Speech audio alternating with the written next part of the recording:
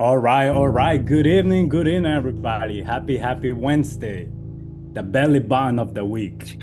The middle of the week. We're excited to be here. Thank you for joining us this evening in another weekly Wednesday webinar. I can't believe that it's, past the, halfway mark with July, and we're coming close to, the fourth quarter and the topics. And what I'm trying to say with that is that we are so thankful. I'm very, very blessed to have each one of you join us from the beginning since season one. We have been doing this, and we have gone over different topics with you all, but we just want to say thank you very much for your support. And this evening won't be the exception. We're going to learn something new because, believe it or not, you as the attendee take something out of these topics, but also us as the panelist team will learn something new as well. So spot the spoof, protecting yourself from phone scams. We know the scammers, we have said this before, and I want to emphasize it again. Scams are getting very clever. Scammers are getting very sneaky, but we want to make sure that you have these tools to protect yourself. My name is Eddie Villanueva, the official MC for the weekly Wednesday webinar. And as you can see, you see all the familiar faces, and a new face that's making their second appearance this Wednesday. And if he came back, that means that we're doing something right. So we're glad that he's back with us again. And then, as usual, please make sure that you send your comments, your questions through the chat, through the Q&A feature. You can send it with your name. You can send it only to the panelists if you want to be anonymous, or you can use that Q&A feature and send an anonymous question as well. And Andrea Londono, what is the commitment for every single question every single Wednesday? That will answer each and every single one of your questions. You heard it from the question team. We're going to answer every single question live. And as Milton have said, if we don't have the answer, we have a commitment to follow up with you on your questions as well. It's 6:02 in the beautiful DMV area, specifically Virginia. Virginia is for lovers. We want to pass it on to our membership development officer, Milton Aguilar Bolanos, with the introductions. He had a long trip today. He's still full of energy, and we're so excited that he joined us this evening. So, Milton, please take it away. All right, Eddie. Thank you so much, sir. As always, it's a pleasure to welcome everyone back here to another weekly Wednesday webinar. Today's topic, Eddie already mentioned it. It's we're going back to our roots. I recall, Eddie, you made a great point.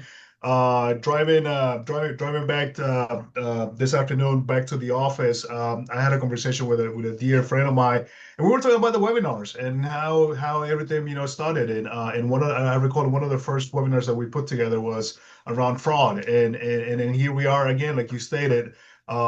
We are in the third quarter. We already are, and third quarter is already up and running.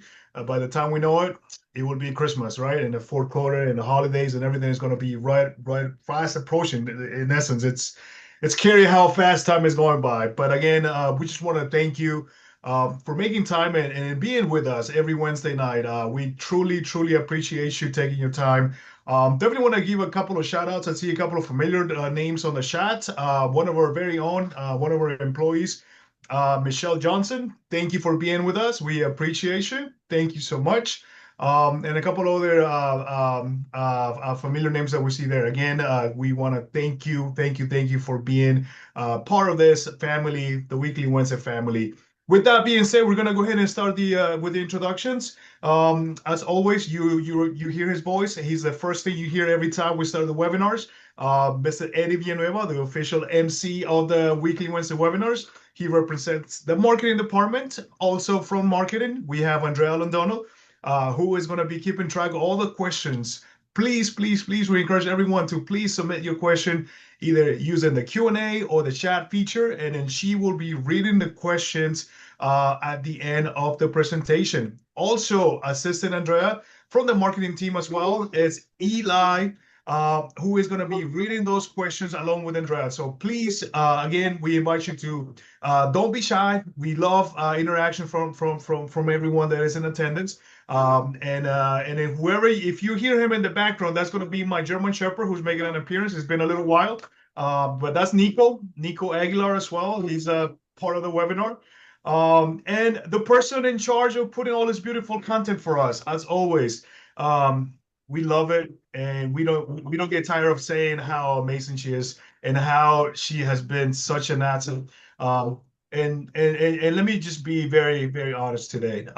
This wouldn't be possible without her, and that is Carrie Lazar from the marketing team. So, Carrie, thank you so much for putting all this beautiful content for us. And with that being said, the person that is going to be leading this presentation today is none other than my right hand from the membership development team, Miss Kim Fridley, who has so many years of experience, and I know she's very passionate about this topic. And I'm going to stop right there, Kim. Otherwise, I'm going to continue talking. So it's all you now. Take it away. Melton, thank you so much. And thank you, panelist team, and to everyone who's joining us tonight. We are going to give you some insights to be able to spot the spoof, protecting yourself from phone scans. So let's go ahead and dive in. Bear with me just a second. I think I just lost my screen. All right. So you can see the agenda in front of you. We're going to talk about how caller ID spoofing works, common scams, warning signs, blocking and reporting calls, what to do if you were targeted. I think we've all at some point been targeted with scam calls. And then Q&A, don't forget, put your questions in the chat or the Q&A section of the Zoom call. And please know that everyone who RSVP'd will also get the slide presentation tomorrow. So let's start off. We thought it was really important to start by looking at the size of the problem that we're actually dealing with, right? The scale of the scam call problem, and it is definitely a problem. This is not a once in a while annoyance. It is very frequent. I know it is for me. The average person gets 9 spam calls every single month. And for some, it's even higher. So again, it really is a problem. You know, zooming out, that adds up to 3.3 billion unwanted calls made to Americans every month. And that's not a glitch, believe it or not. It's an industry of fraud targeting all of us. And what's even worse, and I think you'll all agree with this, is that it is time wasted.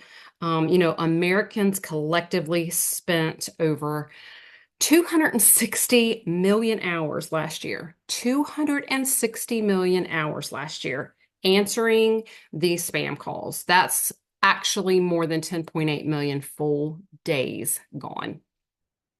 And the tool behind most of these calls, believe it or not, it's caller ID spoofing. Scammers disguise their numbers so they look like they're coming from your area code. They look familiar. They sometimes even look official. So it's the number one tactic used to get your attention, to actually get you to answer.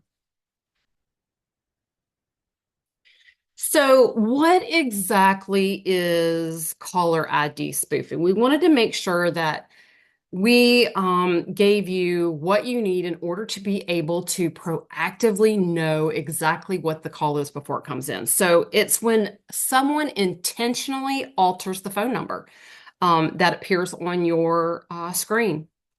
And it hides their identity, or it pretends to actually look like it's someone else. So the call may look like it's coming from a government agency. It might look like it's coming from a well-known company that you even know, like Amazon or your financial institution. Sometimes, believe it or not, even your own number. So scammers do this to build instant trust. If the call looks familiar or official, you're more likely to answer, and that's exactly what they want you to do. So let's take a look at how caller ID spoofing actually works behind the scene. It's very important you know what to look for when it comes across your smartphone, your device. Let's look at how it actually works behind the scenes. So first, we have spoofing services, and these are websites or apps, many of them illegal, or they operate in very gray areas, and that it lets scammers pick any number they want to show up on your phone. It's that simple. They can make it look like it's your doctor's office. They can make it look like it's your financial institution.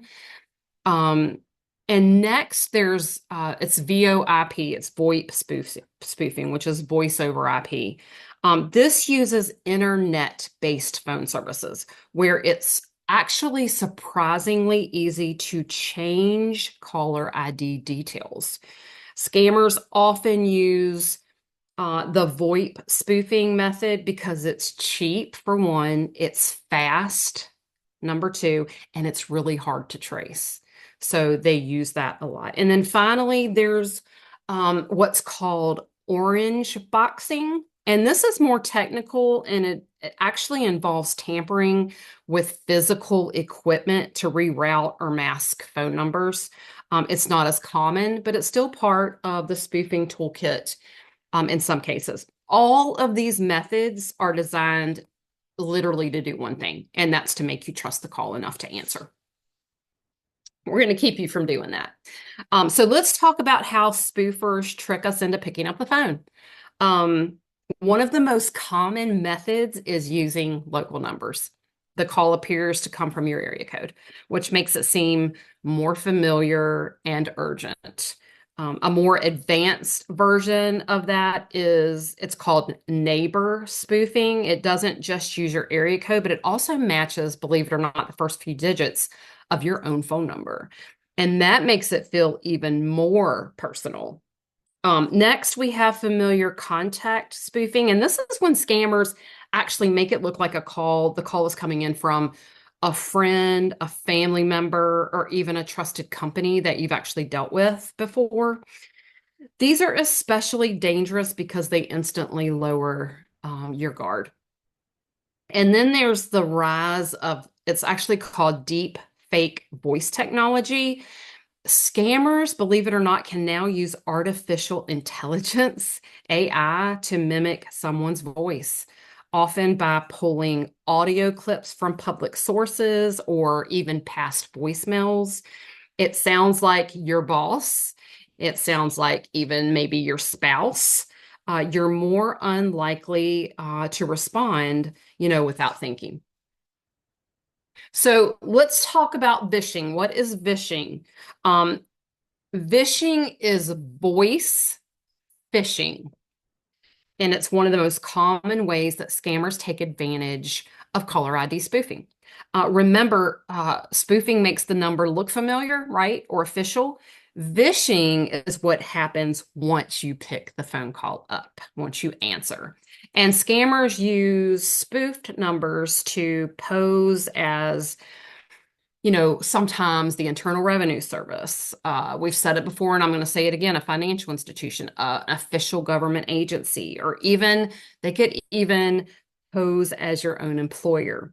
Then they deliver a message designed to actually create panic, anxiety, something like you owe back taxes, your account is frozen, or you're going to be arrested if you don't act immediately, things like that. The spoofed caller ID gets you to answer. The vishing, the voice activated behind it, that script is what hooks you once you do. So we're going to try to keep you from answering them at all with this webinar. It's a 1-2 punch that they rely on fear, urgency, and trust in the number that appears on your screen. And if you're in a hurry or you are distracted, that's even a better chance that they're going to get you to answer that phone. So let's talk about how your number even ends up in a scammer's hands to begin with, because it's often not at all your fault. It could be the result of, and we heard about these years and years ago, a data breach or leak, where your contact information was exposed, along with millions of others. Scammers, believe it or not, also buy phone numbers from data brokers who collect and sell lists to marketers. And sometimes those lists fall, unfortunately, into the wrong hands. They can also find your number through, believe it or not, public social media profiles. I immediately thought about that. And, if your number is listed or linked to Facebook or LinkedIn or Instagram, It can be scraped or harvested by these scammers. Sometimes it's you actually giving it out, you just don't know it. Lead generators often hide behind things like online sweepstakes, free giveaways, or even fake surveys. Um, and they're designed to collect, of course, your personal information, including your phone number. And finally, if you're ever answered a scam call before, even just once, your numbers might get marked as live and added to a call list that gets circulated among scammers. So when you wonder how they got your number, it honestly could be from any one of these places. So let's look at how you can recognize a spoofed call when it comes in. First, pay attention to the number. If it's unfamiliar, if it's not saved in your contacts, or looks off even. Even if it appears local, it could actually be spoof. Many scams, they use automated or robotic voices, especially in voicemails or call trees. One of the biggest red flags is, of course, urgency. If the caller pressures you to act immediately, like saying your account number's at risk or you'll be arrested, that is a common manipulation tactic. Then you want to watch out for requests for things like money, passwords, any sensitive details like your social security number. A legitimate institution will never ask for that over the phone on a call.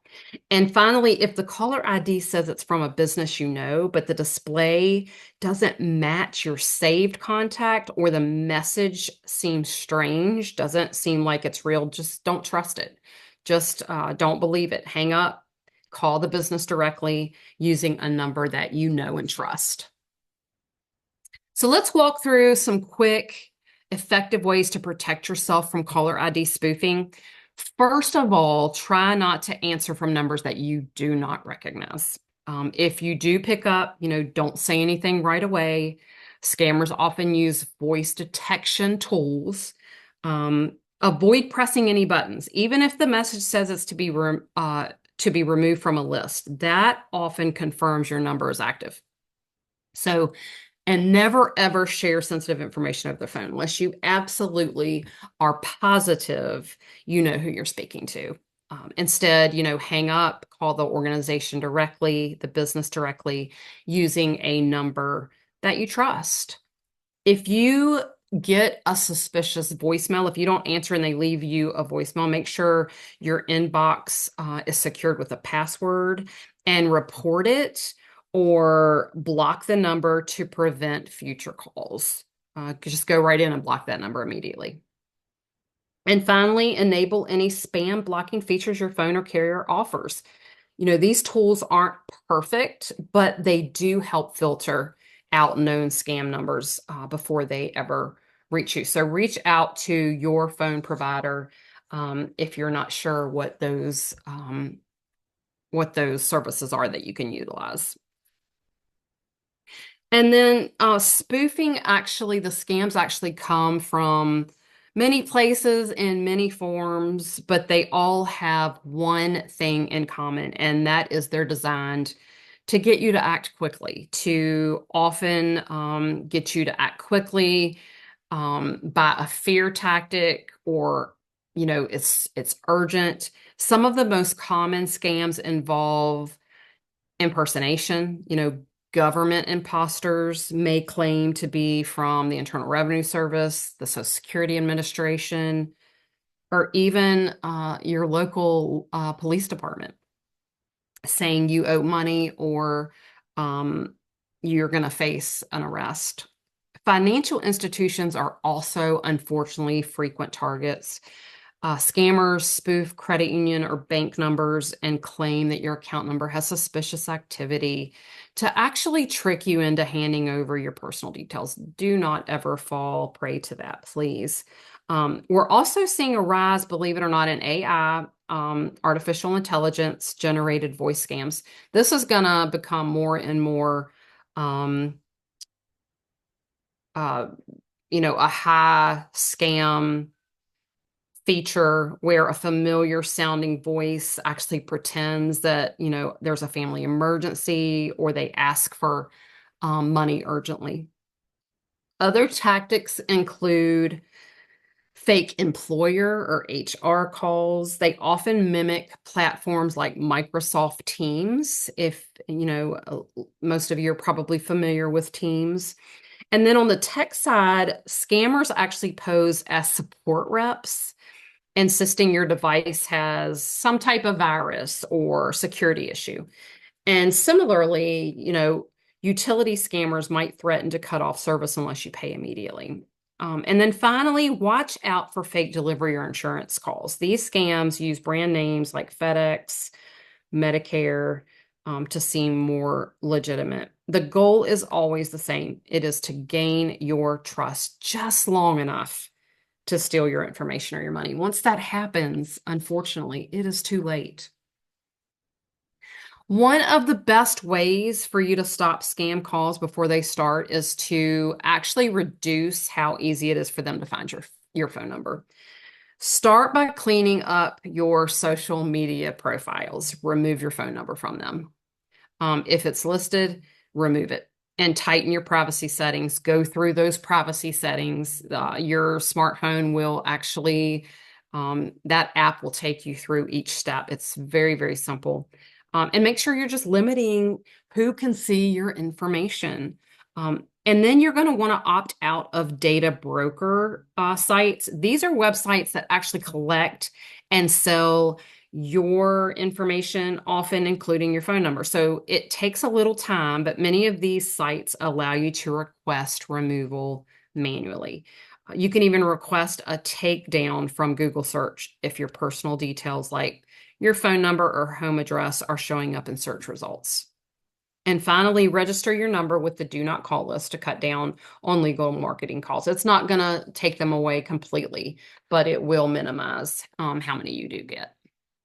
And then whether you're using your phone's built-in features or carrier-provided tools, there are plenty of ways to cut down on spoofed or scam calls, silencing unknown callers. You can block repeat offenders, and you can turn on your spam protection. All of these things can actually help you. And if your carrier offers, let's say, a free app or built-in protection like AT&T Active Armor or T-Mobile Scam Shield, make sure you use that. These tools are often just literally a tap away, and they make a big difference. And you might not even know that you have that.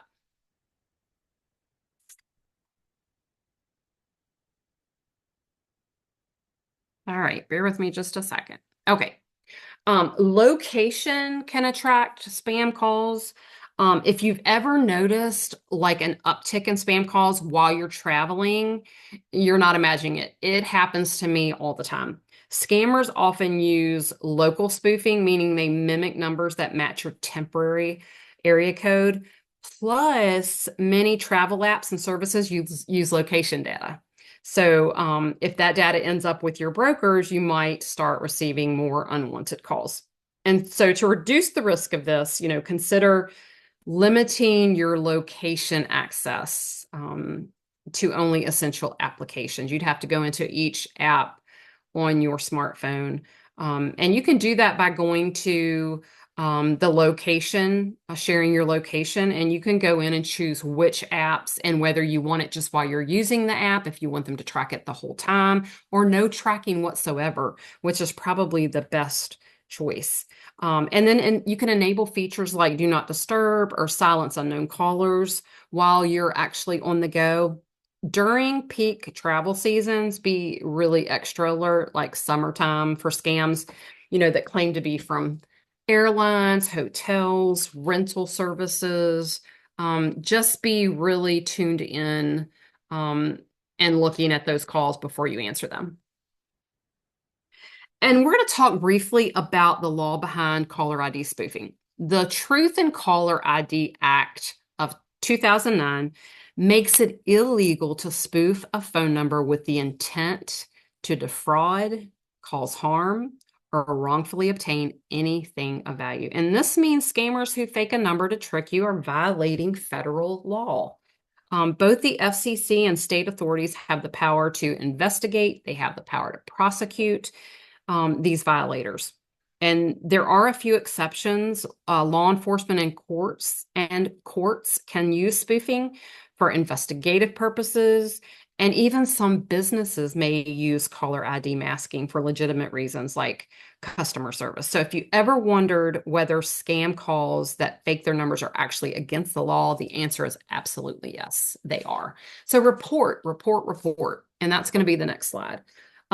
If you suspect a call or text as a scam, don't just ignore it. Don't just go in and block it. Please report it. We all, as consumers, need to report these.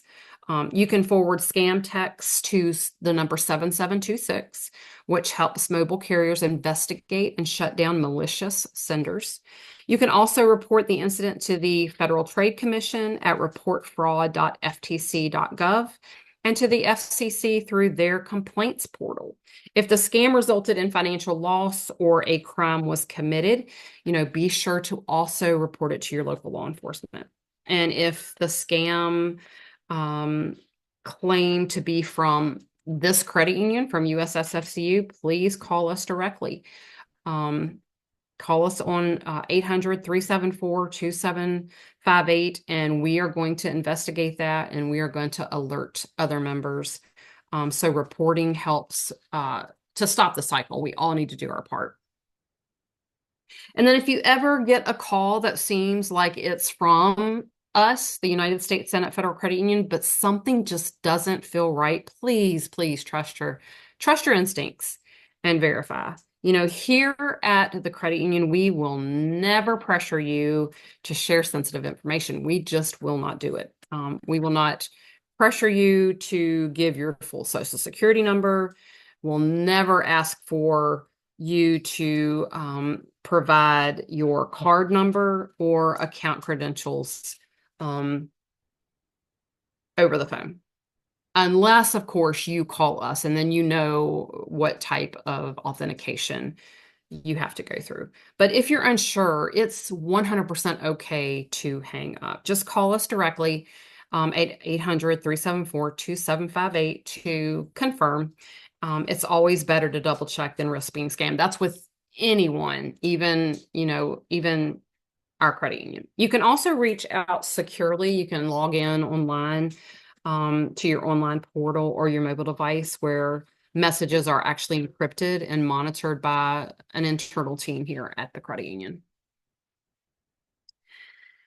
So let's recap. Your best defense is always going to be awareness. If something doesn't feel right, take a step back, slow down, and just verify. Use the tools at your disposal, whether it's your phone's spam controls, the do not call registry, or simply calling us directly, or any other business that you're affiliated with.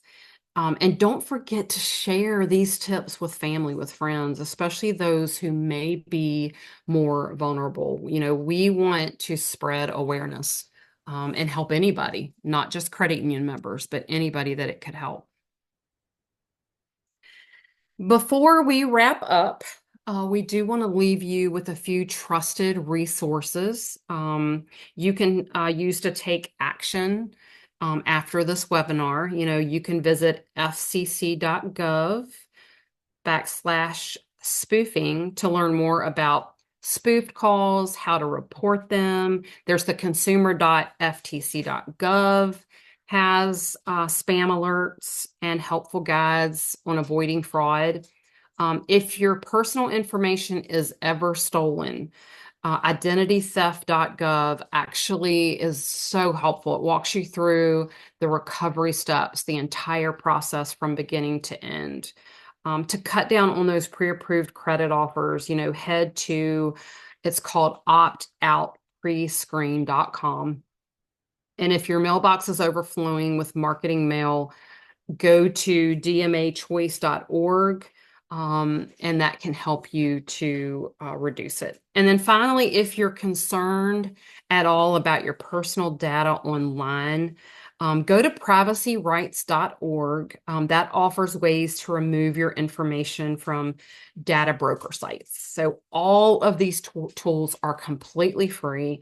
They're very easy to access and totally worth bookmarking. So highly, highly recommend. And don't forget, you are going to get these slides tomorrow. And I just want to say thank you. This was a quick overview, but really, I hope it was insightful, that you got some good information from it that you can share. This webinar is recorded. It's probably not going to be out on our website. Probably not next week, but the week after. So you can share the recording with anyone. They do not have to be credit union members. No one has to be a credit union member to attend these valuable webinars. We just want to give you what it takes to be financially well. So just want to say, I hope you're walking away with some practical tools and just a better understanding of how to protect yourself from fraud, from spoofing, from scam calls. And now we're going to open it up to answer any questions that you might have. So thank you so much.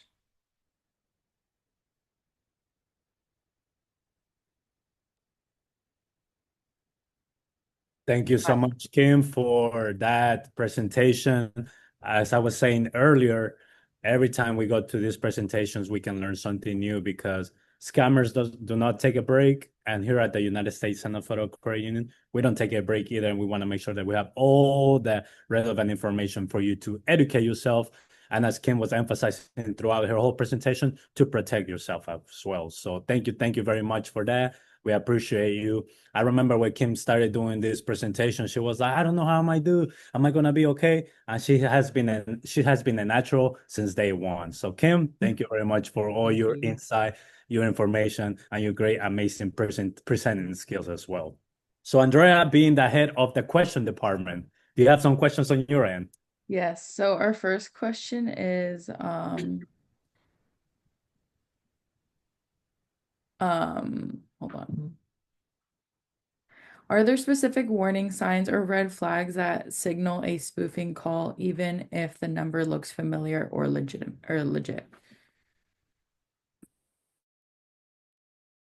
So, we talked a little bit about this.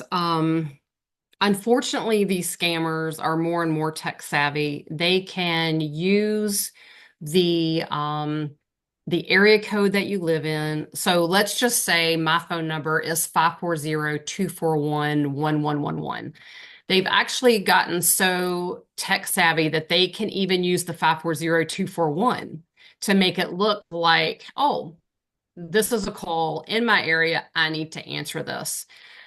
If you do not have, and I know we can all say that we're not going to have every phone number that we're waiting to get a call from in our contacts, but I highly recommend your doctor, anywhere that you frequently go, add their phone number, the eye doctor, your financial institution, save those in your contact list. Any number that comes through, if it is important, they're going to leave you a message. And that's where you're going to be able to say, okay, this sounds like a legitimate call. And you're also going to call them back at the business number that you know and trust.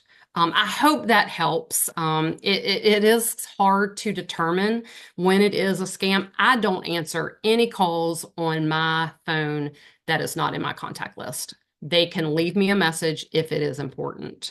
And if they don't leave me a message and I don't hear from them, more than likely I'm going to go in and block that number. That's just where we are in the world today. Anybody want to add to that? Yeah, I mean, I think you hit it right on the nail, Kim, with your answer. But I would also like to add, I know there's a lot of different carriers out there that actually do call filters or filtering, I'm sorry, that would actually put it like as Kim alluded to, if you don't see the number being on your contact list, you will get. I know I use Verizon myself, and Verizon will oftentimes put a name on the call saying likely spam or robocalls, if you will. And that kind of like already, tells you, what, this is not legitimate. And the most important thing again, right? It's even if we answer those phones, I think what the most important thing here is that if you get somebody on the other line, and they're using voice cloning softwares, and they sound like a person that you know, or even a family member, but if they start asking you for credentials, or start asking you for money, things like and that they normally won't do, and they put a lot of sense of urgency to those requests, I mean, we gotta stop, right? You gotta just hit the brakes, and really start questioning as to whether or not this is legitimate. But again, there's never the proper filters that you can have on. I mean, oftentimes a lot of those calls will still sneak in, but we just gotta be very careful, extremely careful, and just find ways to protect ourselves. And Kim, if you don't mind, going back to the last slide where you put the link for all the resources that I think everyone should have those links, those resources available, just because this is something that we're seeing more and more every day. And unfortunately, it takes one person to fall and become a victim, and that's how these criminals make a living. They make hundreds of calls a day, but again, as I stated, it only takes one to provide them with the information that they're asking for, and that's it. So we need to be very careful. With that being said, if you ever happen to fall victim, we want you to please have these resources available that you see on the screen. The FCC.gov, it is truly a great tool. I've used that myself. Also, the consumer.ftc.gov. They have a lot of they're often put in articles that will help you be stay alert. So, and obviously, if you happen to give that information, and you have compromised your information, then you know that the first thing that you need to do is to file a case with identitytheft.gov, and they will help you, give you step by step as to what it is that you need to do to protect yourself. But definitely, please have these links, these resources available to you firsthand, should you ever become a victim of a scam. But that was an excellent question.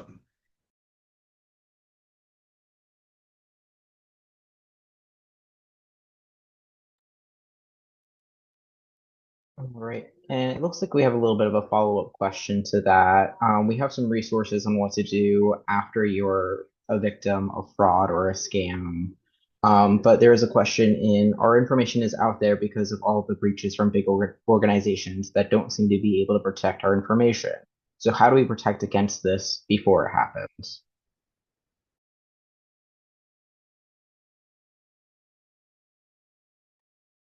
Kim, you want to take a stab at that one? Sorry, I was having audio issues. Do you mind repeating that, Eli? I do apologize. Yeah, no, absolutely. So the core of the question was, how do we protect our information before we fall victim to a scam, given the breaches that happen amongst different organizations? So let me go back to the slide. I think that's the best thing to do.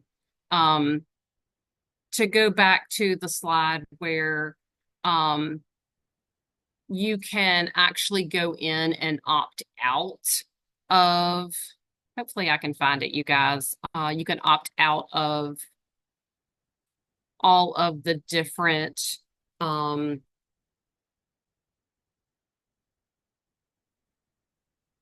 all of the different ways that consumers get your information.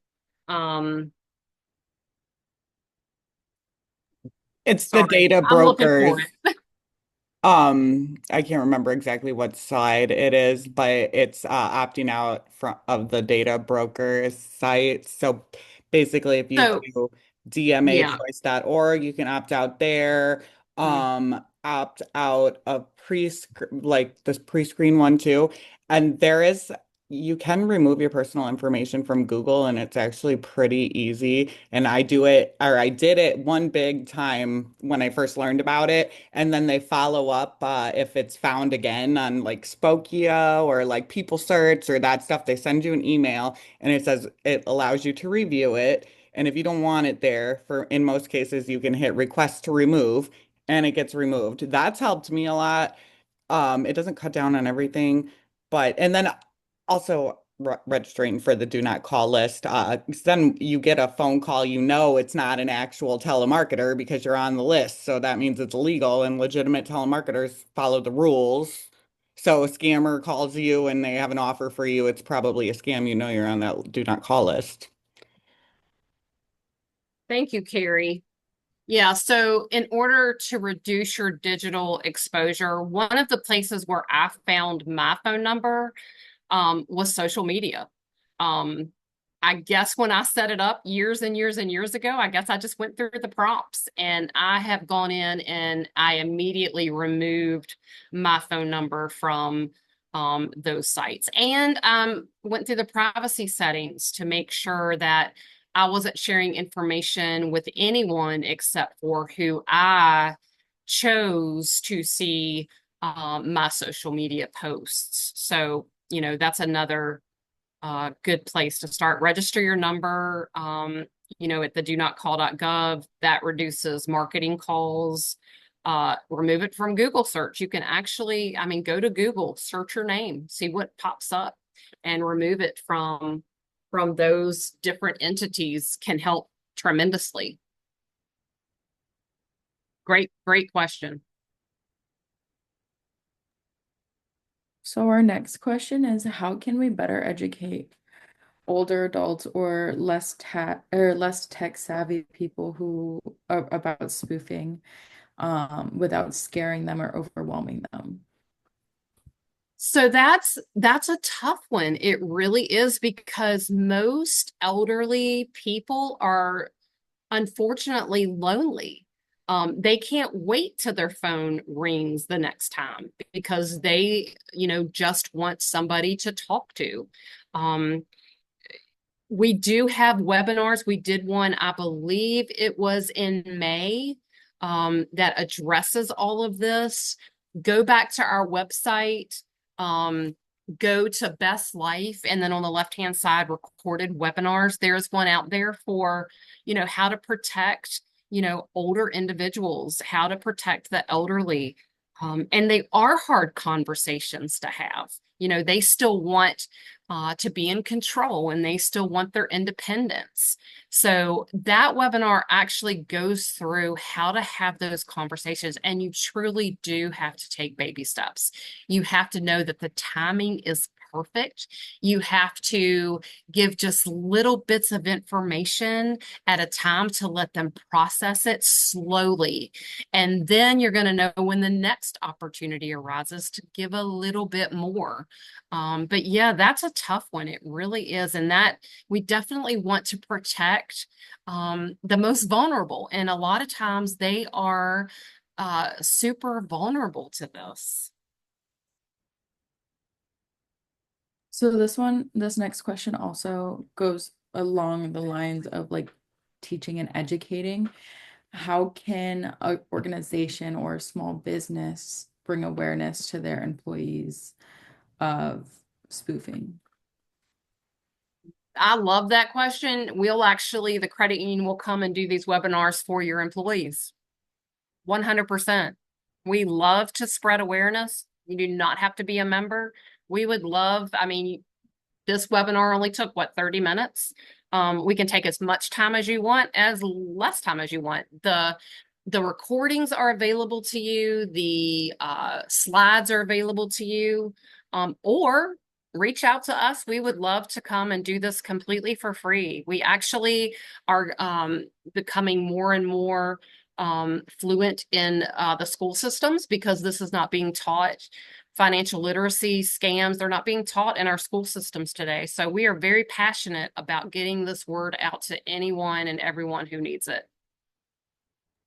Perfect. And that kind of goes along with one of the questions that we have. Are we going to have or be available to have access to these slides? Which the answer is yes. Always.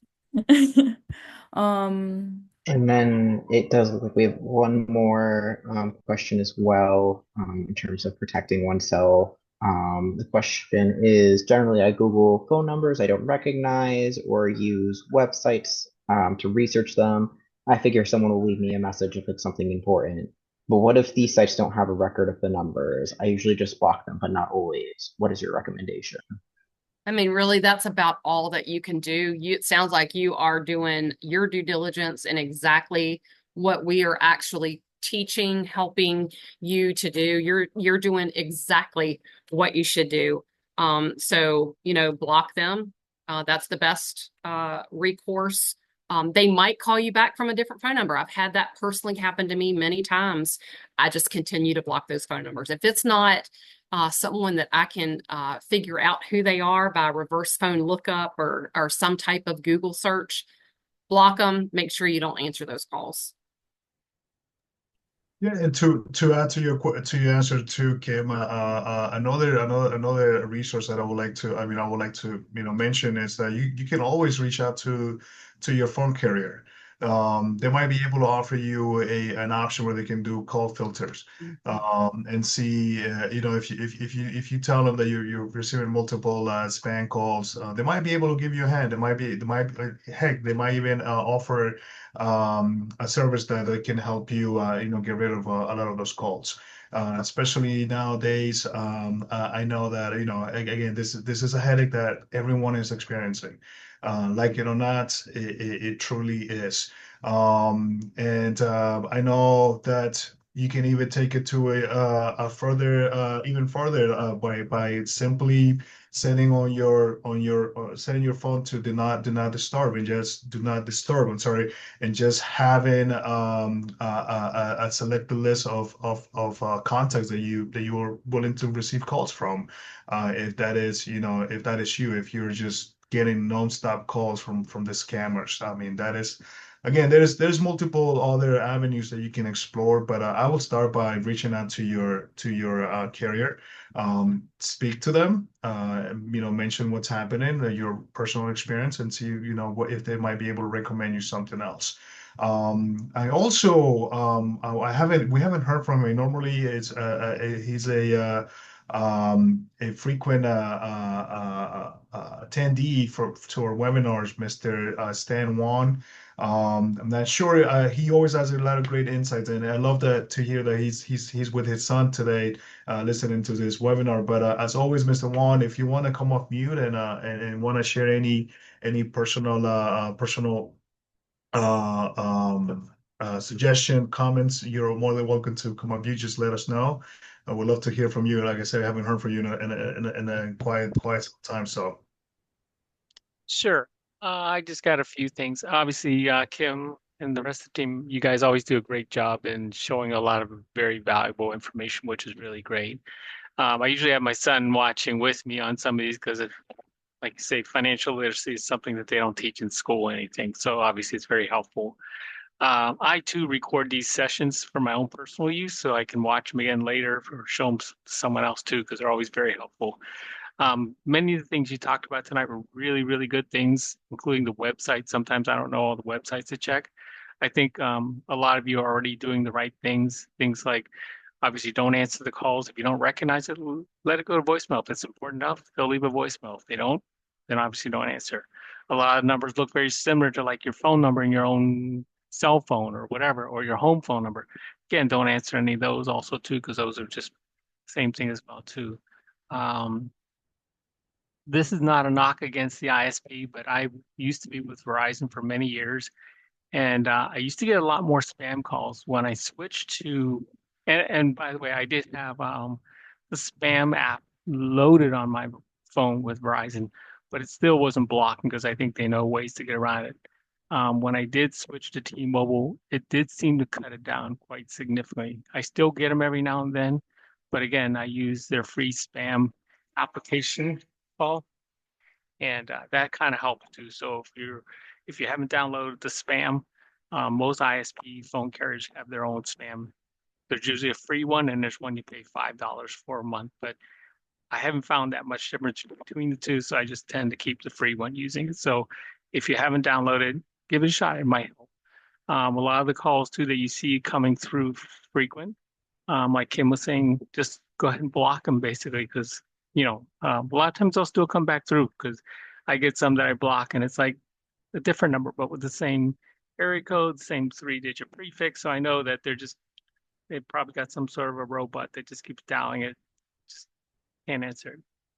As far as like opting out to be on the list and things like that, I have mixed reviews on that because I did do one with Discover. They gave me a 30-day trial to opt out to marketing and not be in the dark web. And surprisingly, I got more emails and phone calls than ever before. And I called Discover and I said to them, I said, by me doing what you guys offered, service actually backfired for me because actually it confirmed that I have a valid email address. So I have mixed reviews. For some, it may work. For me, it wasn't. So I don't tend to use those because I think sometimes it's confirming that they have a valid email address. So um, but as you mentioned earlier, Google searches and things like that, you can look up your name, phone number, and there's a lot of information on the web out there that show you go about to how to take yourself off of some of the social media things. Some things you can take off, some things are very difficult to take off, and sometimes you have to write multiple emails. Sometimes through the credit bureau or what is it, Better Business Bureau, you report them. They might write back to you and say they'll take it off. So those are just some of my past experiences. So uh, but again, it's the most important thing is just be diligent about it. Try not to answer the calls if you don't recognize them. Just, there's no perfect solution because they're always getting more and more sophisticated. As someone mentioned earlier too, let them leave a phone number, but don't even use the phone number that's on the voicemail. Like I think I got one the other day from some bank, and they said something about there was a fraud alert. But I actually didn't call them back. I actually went to the website where the bank that I bank with, spoke with them and asked the fraud department, said, hey, did you guys call me? And they said, no, we didn't call you. So again, those are the things you have to avoid because they'll leave you a voice message and saying, call back our fraud department, da da da. But use your best. Awesome.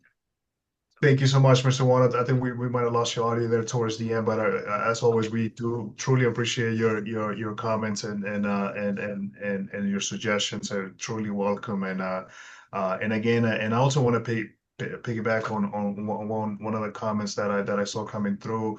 I think it was referring to how oftentimes the big companies have exposures and their information our information gets leaked, and that's how we start getting all this emails, phone calls, and everything. And it's so hard. Again, like Kim was saying, and Mr. One was adding to that as well. It is extremely difficult to have a perfect line where no one is going to call you because we'll never get tired of saying this, but the criminals are getting more and more savvy every time, and they're finding ways to get around and using different numbers, different area codes that they will somehow, some way, will get through you. But again, if they do, it is important that we never share any confidential information, any personal information. Refrain from doing any of that because that's all they're looking for. In essence, that's all they need. They just need 1 week, a moment. And again, we want to make sure that we always are vigilant and always staying on high alert. But that was great feedback, Mr. Sawon. We truly appreciate it. I think there's a couple other questions that are probably coming through, Eli and Andrea. Yeah, so it looks like we have a question that relates to vishing as we discussed earlier. And the question is it worthwhile to wait to speak when answering the phone? I've noticed that often telemarketers don't start speaking right away. There is a pause and then a click before they begin. Has technology caught up with this? Do they still work like this? What do you believe? Excellent, excellent question. And I am going to be serious about this, but I do want to be a little bit funny too. You know, they've got you on silent, they're screaming, yelling. We've got a live one on the phone. They're hoping that they're going to be able to scam you out of something. But that's not necessarily the case. A lot of them do use predictive dialing. And what happens is when they use predictive dialing systems, it can cause a pause before you actually hear a live agent respond. They also use silent calls. You know, they start with a silent period, allowing the caller to be able to write your phone number down, validate, hey, we've got, you know, I mentioned live numbers. It's hard to say what they're doing, but a lot of it does have to do with predictive dialing. And remember, this is all illegal. So they may be taking a moment to go, okay, I've got a real live person on the phone. This could be recorded. They could turn me into the FTC, to their police department. So it is a fraudulent practice that they're actually doing. And it is deceptive. So they may be taking a minute to make sure that they're going to coax you into trusting them to give them information. And that is just my 2 cents worth. Anybody else can add what you think it might be. Well, I would say There is don't always a say. delay. Yeah, and or it could be say you're like, hello, anyone there? Hello, and then they know mark your number as active. So I would say don't say anything if you accidentally answer one. Don't say, and some of them will say, please press a button to confirm whatever. It says not to press those either, because at the very least they'll mark you active and they'll keep trying. Great And question. I've also heard stories as well, in terms of that delay in dialogue is they are looking for you to say some kind of affirmative answer. Again, kind of falling back on that AI response. They'd be able to utilize your voice for certain different actions. So again, just kind of avoiding speaking before being spoken to in those sort of situations. One thing I did wanted to emphasize as well is, once again, as Milton was saying, thank you very much, Mr. Wong, for sharing your wisdom and experience. And, he was saying how, a company, quote unquote, contacted him about a fraud. And they even left like a message with a phone number. And he decided not to call that number directly. And I know that that goes hand on hand with one of the comments that Eli made. And I just wanted Eli to emphasize USSFC will never contact you for your information, correct? Correct. Right. We will never contact you for your information. If we call you and you feel uncomfortable speaking to us, we are more than happy for you to hang up and call the number that you know. Our feelings will not be hurt because your security is paramount to us, and we know that you're doing those for the right reasons. We will never be insulted by that. We will be more than I do see a hand up. Oh, it went down. Sorry. I see a hand up, but it went down. But to emphasize that, as Eli was saying, your security, it's priority to us. We want to make sure that if you get a phone call, an email, or a marketing email, or anything that's related to the United States Senate Federal Credit Union, look at the email carefully. And if you have like a little bit suspicious, do not call the number directly on that email on that message that you receive. Make sure that you go to our website and then get the phone number from there. That 800 number, that will be the safest way, just to confirm like, hey, I got this message. Is that something that you send us? So it's one of the things that you want to make sure that your due diligence as the member as well. Guys, do you see any questions or any concerns? I do want to say thank you to everybody for all the comments that you send, all the tools that everybody's using. Also, you sharing your experiences, And as Mr. Wong was emphasizing, these are things that they don't teach you in school, And that's the reason why we do these things, and they're for free, they're for everybody. Please make sure that once it's uploaded to YouTube, you share the links, you share the presentation, because you never know what people are going through. And then one thing I do want to emphasize before the closing remarks, of course, is that there's no ignorant questions. If you have any questions or any concern, as Kim was alluding, we want to educate those that are in need or vulnerable. And that's one of those things that don't think to yourself like, if I tell this to Carrie, maybe she might think that I'm ignorant. I know maybe I might just figure out on my own. No, that's the reason we do these presentations, and that's the reason that the United States and the Federal Credit Union is here to help you. And all these tools that you see, of course, on the screen as well, is for to help you. So if you have any questions or any concerns, there's no ignorant questions or anything like that. And like we have been emphasizing throughout the whole presentation, scammers, they're trying to get more sophisticated, more sneakier, and it's good to stay up to date with the trends, with what's going on and things like that. And once again, like Harry was saying, if you get a call, do not say anything until they talk, because if they want to talk to you, they will take the first move, So please make sure that you stay quiet, because with a hello, they can do a lot of damage with the AI tools that they have available. With that being said, I want to pass it on to Milton to invite us to next week's webinar. Oh, really quick. And Sorry, there's a can couple I- other comments. Thank you, Eli.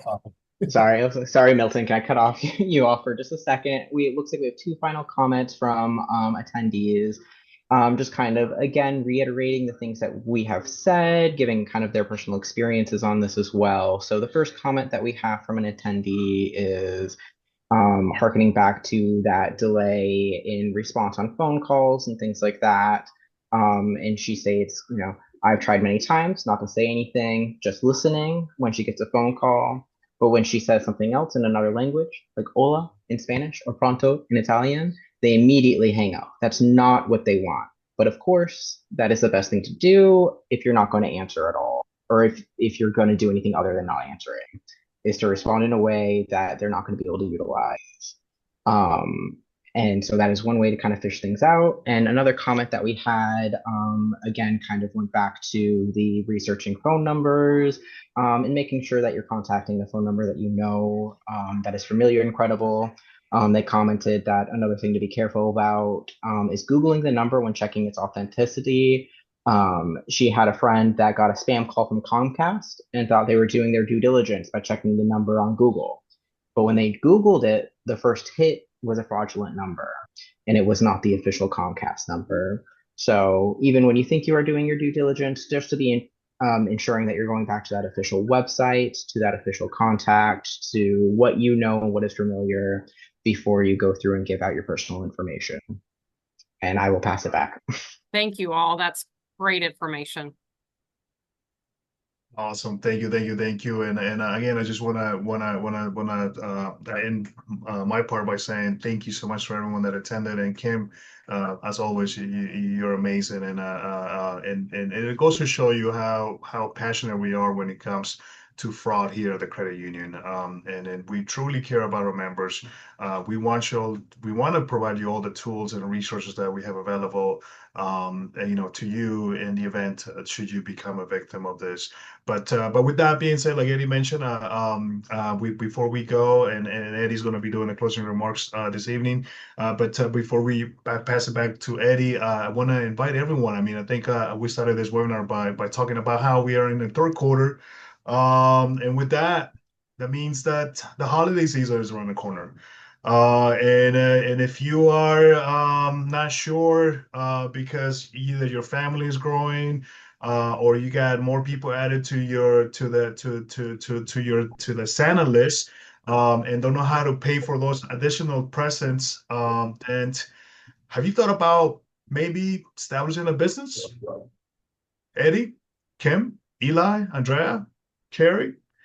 If that's you, if you're on the fence and you want to perhaps, look at ways on how you can build your business from the ground, we want to invite you to next week webinar, and that is pretty much building your business with the United States Senate Federal Credit Union. We're going to have an expert, somebody that works with a member business department that has so much knowledge when it comes to business accounts here at the credit union.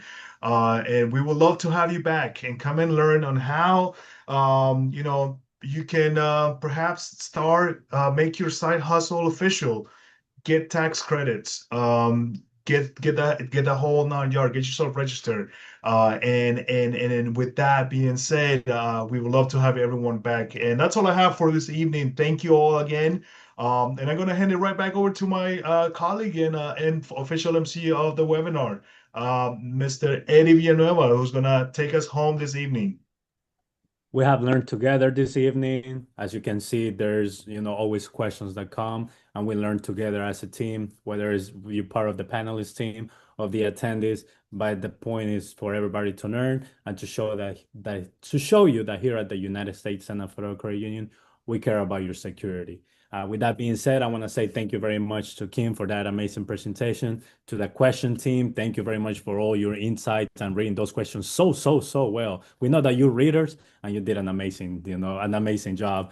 And then Milton, thank you very much. I love doing this project with you and, the partnership that we have with the engagement division and membership development. I really enjoy this. Mr. Juan, you're part of the panelist team as well. So thank you very much to you. And to all the attendees, I want to say thank you very much for joining us. Please join us next week at the same channel at the same time. And please, there's no small business. Some of the biggest businesses that you see now started in a room, in the garage, maybe in a living room. So, that the possibilities are, immense. So thank you once again. Shout out to Ms. Wilson. She's always following up when, Carrie sends the email. So thank you very much. And we will see you next week. And then Miss Nancy got me inspired. So buenas noches.